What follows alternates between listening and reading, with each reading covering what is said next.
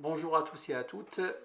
Alors je fais cette vidéo pour expliquer comment est-ce qu'on peut construire un programme en Python pour tracer une courbe de Bézier.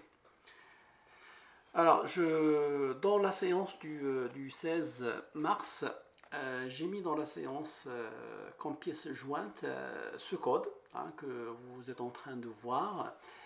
Et il me semble que, bon, sans explication, ça peut être un petit peu difficile à comprendre. Donc, ce que je vais essayer de faire pendant cette vidéo, c'est de reprendre les choses à partir de zéro, pour vous expliquer un petit peu comment on s'y prend. Alors, je rappelle un petit peu le principe. Le principe, c'est que je dispose de 3 points. Donc, on a 3 points ABC. Donc 3 points. Et ce que je souhaite faire, c'est tracer une courbe de Bézier.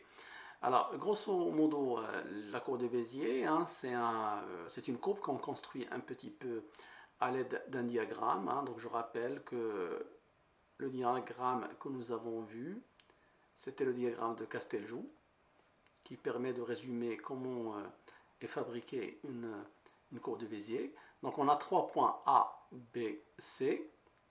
Et on a un paramètre t qui représente le temps, qui se trouve à l'intérieur de l'intervalle 0,1. Voilà.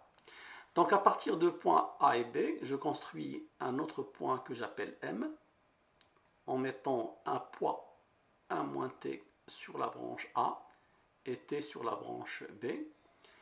Et je fais la même chose pour les points B et C. J'obtiens ainsi un autre point N avec les poids respectifs 1 moins t, t.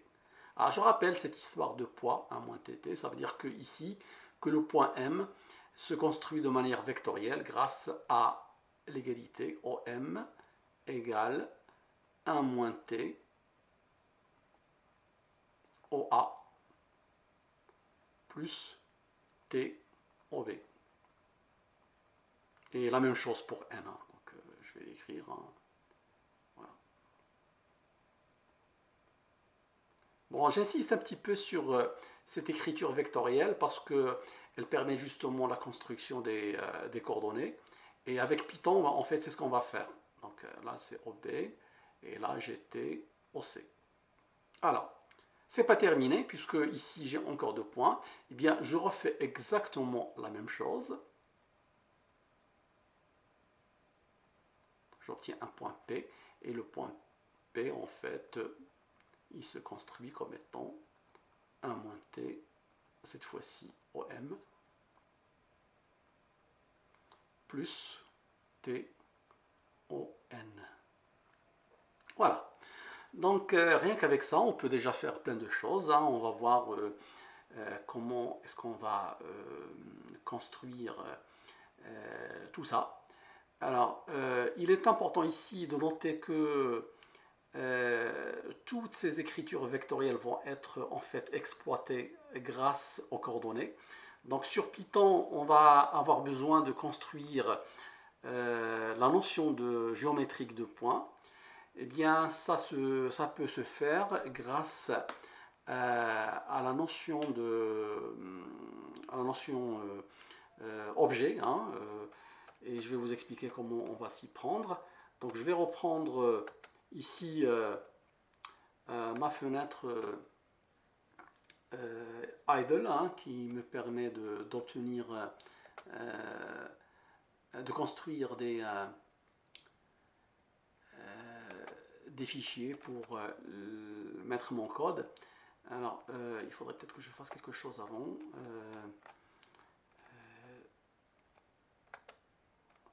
Voilà. Donc le code que je vous avais déjà présenté dans la séance de pronote. Alors, vous voyez que si je l'exécute, j'obtiens une courbe de Bézier qui passe par les points A, B et C, avec les points A et B, C donnés ici. Bon. Donc, ce que je vais faire, c'est que ça, je vais le mettre de côté. Et on va partir de zéro. Voilà. Donc, alors tout d'abord,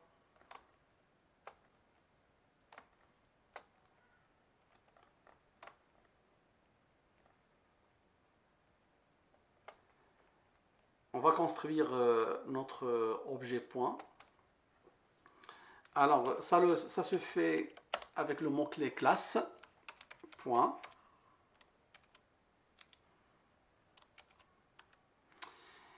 Et comme un point se construit grâce à une abscisse et une ordonnée, donc il va falloir que je définisse comment justement il est initialisé.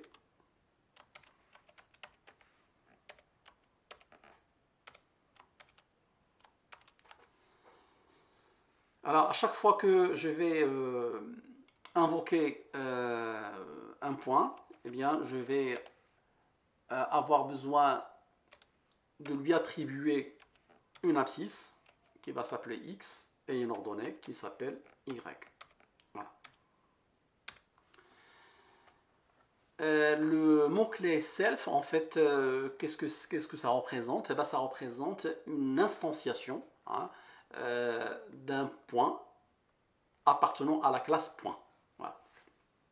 Alors, on va voir comment on va faire ça. Pour le moment, pour voir si j'ai tout écrit comme il faut, ben, je vais commencer par exécuter mon code. Je vais lui donner un nom. Ici, ben, peu importe. Hein, on va peut-être l'appeler Bézier. Exemple, hein, ou plutôt point Bézier. Bon, on voit que apparemment ça s'est bien passé.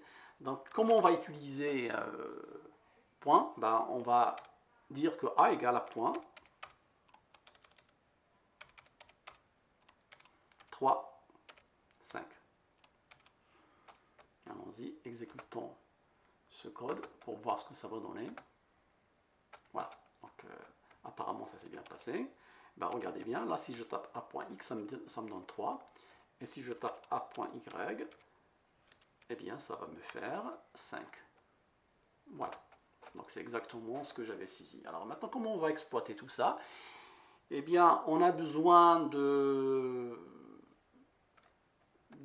faire une fonction qui va calculer le barycentre de 2 points. D'accord? Alors cette fonction, ben, on va l'appeler def barycentre. Hein.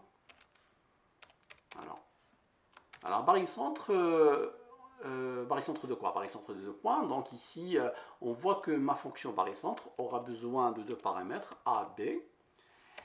Et pas seulement, puisque dans barycentre, il y a la notion de poids qui intervient. Donc ici, je vais écrire T. Voilà. Alors ensuite, comment est-ce qu'on construit un barycentre? Eh bien, il va falloir multiplier l'abscisse et les ordonnées par des coefficients. Alors, la première valeur, c'est x égale 1 moins t multiplié par a.x plus t multiplié par b.x. Et je fais la même chose pour l'ordonnée, hein, donc 1 moins t qui multiplie a point y plus t qui multiplie b point y. Et pour terminer, bah, ma fonction doit retourner un objet point dont les coordonnées sont justement x, y. Voilà, donc c'est aussi simple que ça. Ma fonction barycentre, eh bien, maintenant, elle est prête. Et il va falloir ici que je définisse un autre point B. Je prends des coordonnées un petit peu quelconques, 2, 6 par exemple. Voilà. Et pour terminer, bah, bon, je vais commencer par exécuter mon code pour voir s'il n'y a pas d'erreur. Bah, visiblement, ça s'est bien passé. Et bien maintenant, je vais appeler ma fonction barycentre et je vais lui donner comme paramètre A et B. Et pour T, je vais prendre 0,5. Je rappelle que lorsque le paramètre du barycentre c'est 0,5, il s'agit tout simplement du milieu. D'accord? Donc je vais écrire ici barycentre. Donc je vais l'exécuter dans la ligne là, par exemple.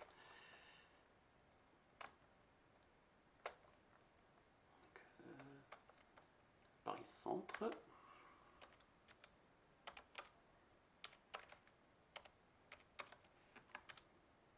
A, B, 0,5.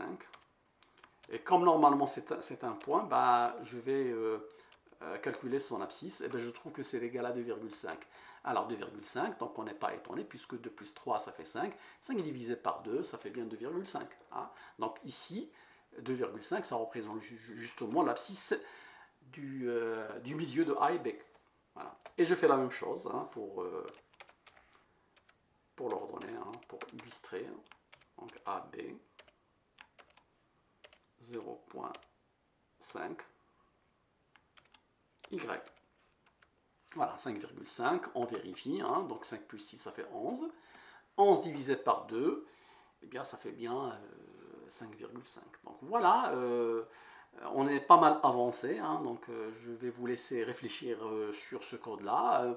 Changer la valeur de t, vous pouvez mettre ce que vous voulez, hein, n'importe quelle valeur de 0 à 1, donc ça va vous donner le barycentre correspondant. Eh bien, si vous avez compris ça, vous avez tout compris, parce que la construction d'une courbe de Bézier se fait de manière récursive. Hein, si on sait le faire sur 2 points, on sait le faire sur n'importe quel nombre de points. Voilà. Je vous laisse méditer aussi sur la notion de classe, hein, parce que il me semble que la difficulté liée à cette construction est plutôt située là. Hein, donc voilà, plus que sur le barycentre, puisque le barycentre, on a déjà pas mal travaillé dans le cours. On va s'arrêter là, hein, et puis il y aura une deuxième vidéo dans laquelle je vais vous expliquer comment exploiter tout ça pour construire une courbe de Bézier. Voilà. Merci.